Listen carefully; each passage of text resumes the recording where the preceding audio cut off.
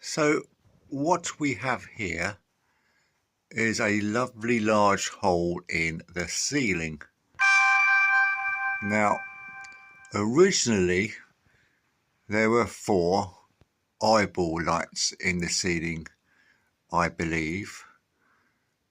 This house holds a number of surprises every year.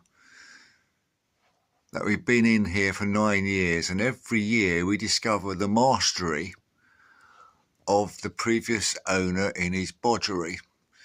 You'll see the marks in the ceilings here.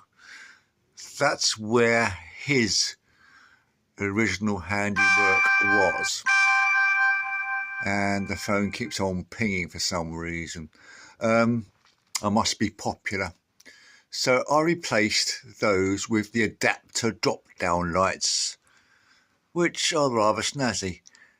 If I've got the skills, I will drop in here some stills, I'm trying to think of the word, some stills of what was up here when our friend, the previous owners, decided to upgrade.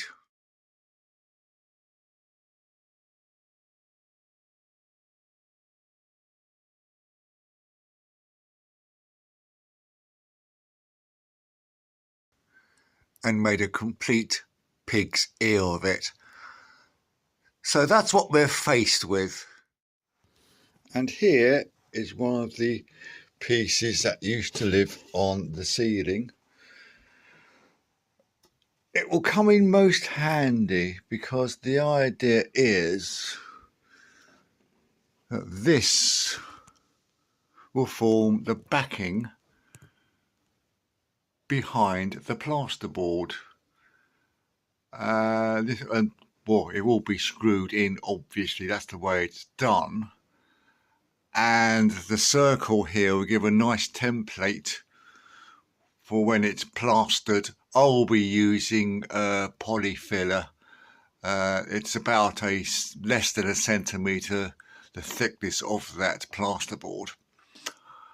And this will give a nice template, already cut circle, for this to work around. The access into the attic is what can only be described as suboptimal. And there is no lighting in this particular attic. It's part of an extension, as I say, so this house has 2 attics to it. But I can slip in there and do that little job.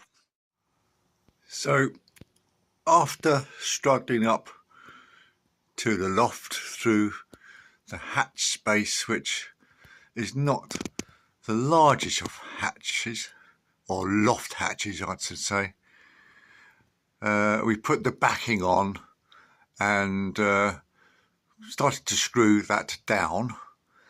Pilot holes were drilled in the plasterboard and in the actual backing itself.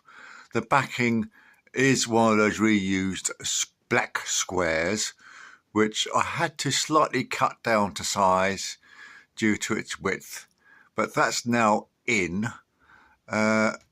Next job is to start the polyfillering stroke plastering, thin layers, and we'll just see how we get on. Sanding down's needed at the end, absolutely fine, and the intention is to actually mimic those swirl patterns on the ceiling.